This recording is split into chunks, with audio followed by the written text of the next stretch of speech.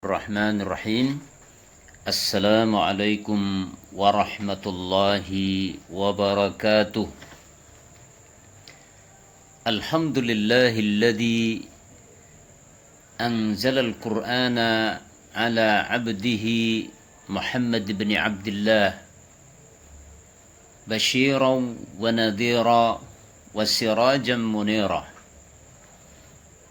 اللهم صل وسلم على نبينا محمد وعلى آله وصحبه ومن تبعهم بإحسان إلى يوم الدين.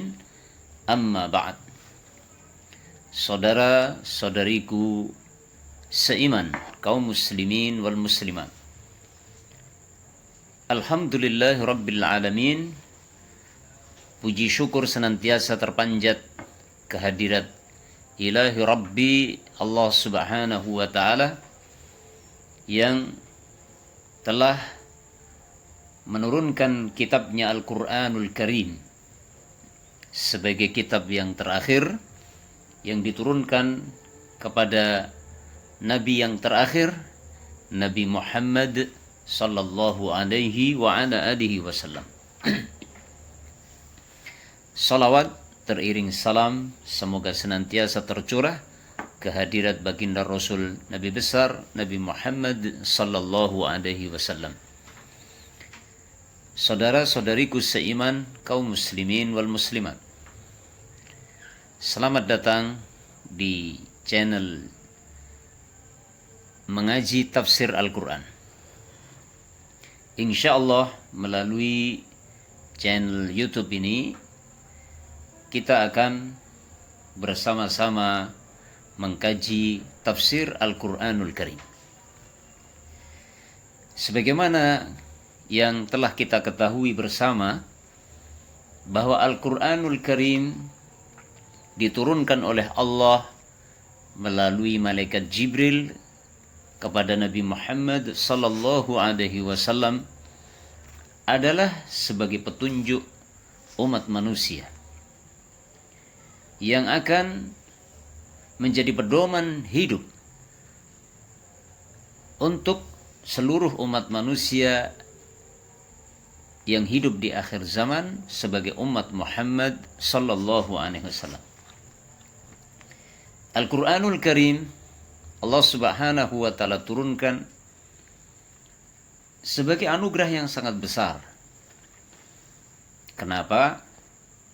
Karena Al-Quranul Karim adalah kitab yang sempurna lagi paripurna, menjadi penyempurna bagi seluruh kitab-kitab yang diturunkan dari langit oleh Allah kepada umat-umat sebelum umat Muhammad sallallahu alaihi wasallam.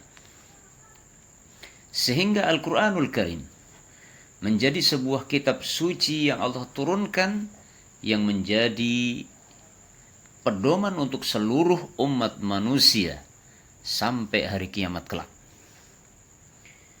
Sudah sepatutnya kita semua bersyukur kepada Allah atas anugerah tersebut. Karena dengan turunnya Al-Quranul Karim, kita sebagai umat Islam tidak akan bingung di dalam menjalankan kehidupan sebagai umat yang beriman. Kita tidak akan bingung bagaimana kita menjalani segala aktivitas dalam kehidupan kita ini. Apa yang kita jadikan pedoman? Kita tidak perlu bingung karena Allah sudah menurunkan pedomannya, yaitu Al-Quran. Al-Quranul Karim menjadi pedoman hidup dalam semua aspek kehidupan kita. Baik aspek kehidupan kita yang berhubungan dengan bagaimana kita bermuamalah kepada Allah atau yang disebut hablum minallah, dan bagaimana hubungan muamalah kita dengan sesama hamba, interaksi kita dengan sesama hamba yang biasa disebut hablum minan nas. Al-Quranul Karim secara lengkap mengajarkan semua itu. Oleh karena itu, sudah sepatutnya kita belajar Al-Quranul Karim bukan hanya terbatas pada bagaimana kita bisa membaca huruf-hurufnya. Bukan terbatas bagaimana kita bisa membaca dengan bagus lafaz-lafaz yang ada di dalam Al-Quran. Memang benar bahwa belajar Al-Quran itu diawali dengan bagaimana cara membaca huruf-huruf, lafaz-lafaz, ayat-ayat Al-Quran dengan benar, sesuai dengan ilmu tajwid yang telah diajarkan di dalam Al-Quran itu sendiri.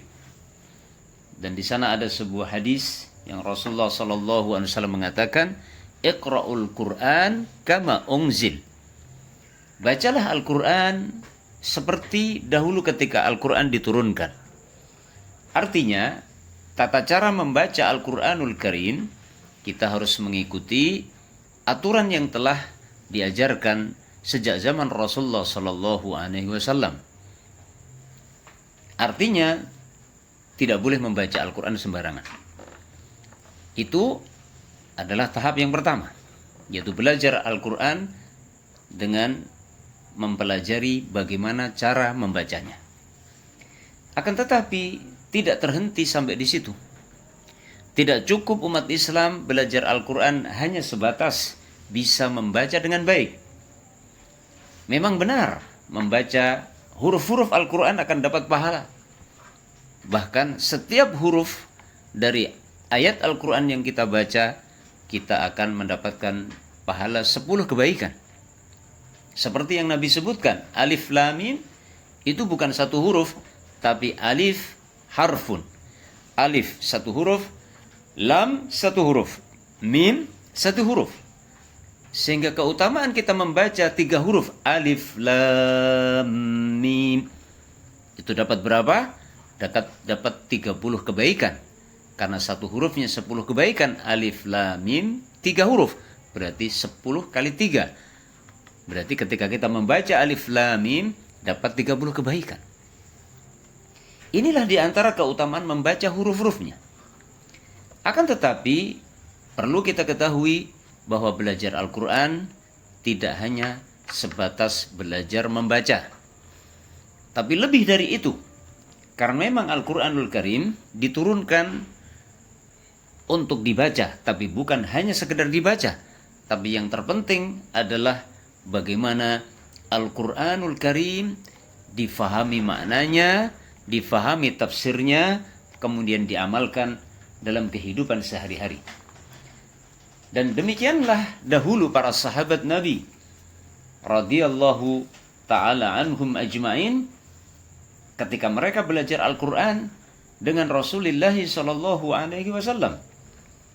Yaitu disebutkan dalam beberapa riwayat, di antaranya adalah yang dikatakan oleh Ibnu Abbas radhiyallahu anhuma atau Abdullah bin Mas'ud radhiyallahu anhu, ya, bahwa dahulu para sahabat Nabi fa innahum qara'u 10 ayatin aw aqalla aw akthar lam yatajawazuha hatta ya'rifu ma dallat alaihi minal imani wal ilmi wal amal.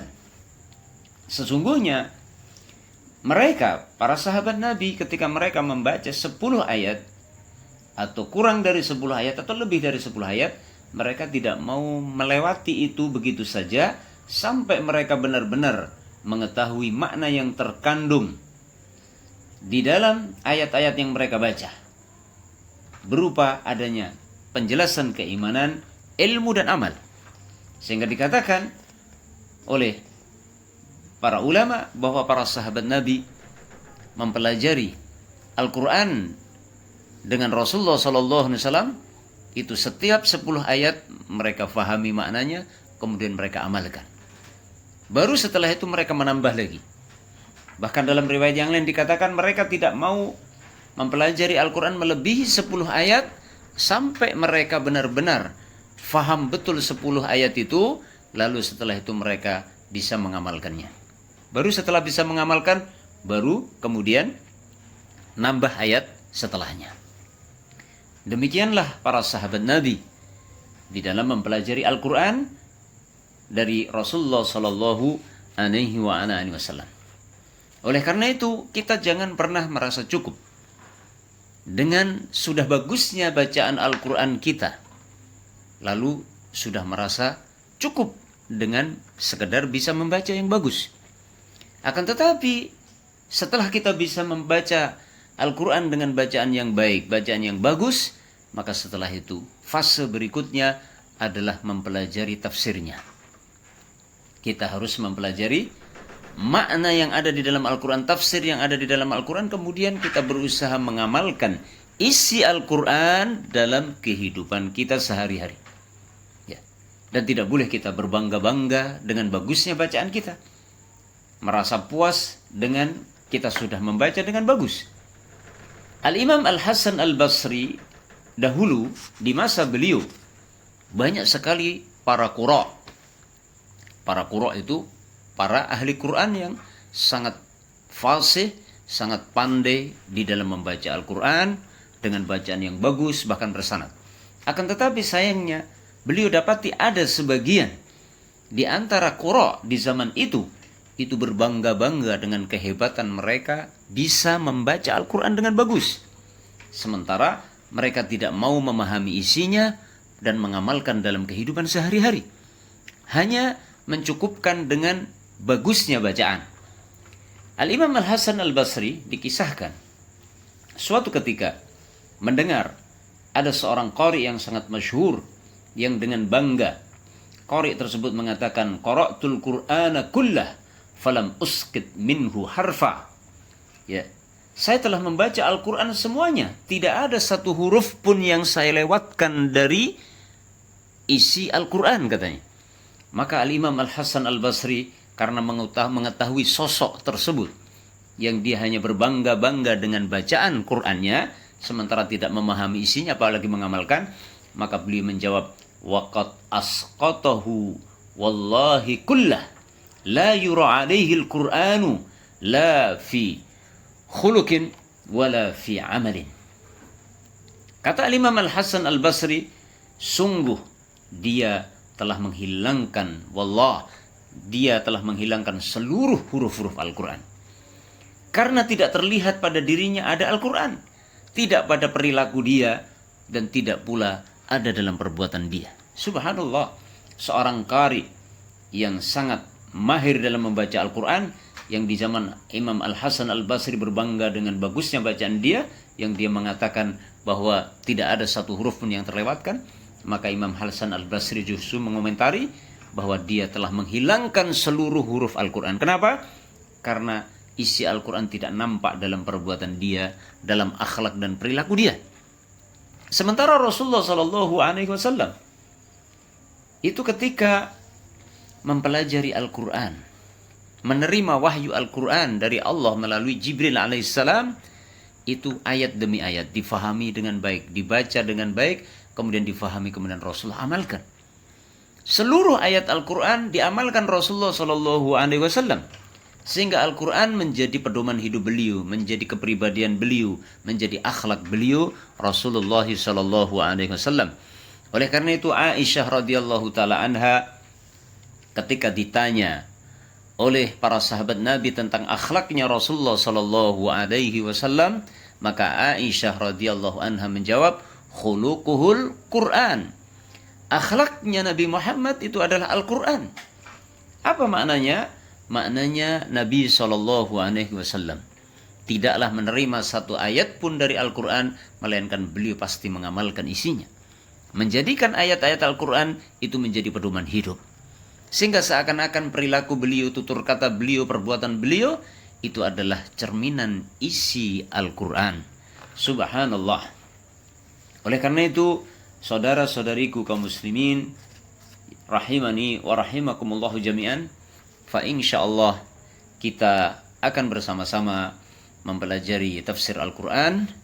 Insyaallah semoga Allah memberikan kemudahan kita semuanya agar kita bisa mempelajari Al-Quran bukan hanya sekedar mempelajari cara membacanya, tapi kita juga berusaha memahami tafsirnya, maknanya dan isinya dan kita semoga dimudahkan untuk menjadikan Al-Quran sebagai pedoman hidup kita sehingga kita benar-benar menjadi ahlul Quran. Alhamdulillah, wassallallahu ala nabiyyina Muhammad wa ala alihi wa sahbihi wasallam.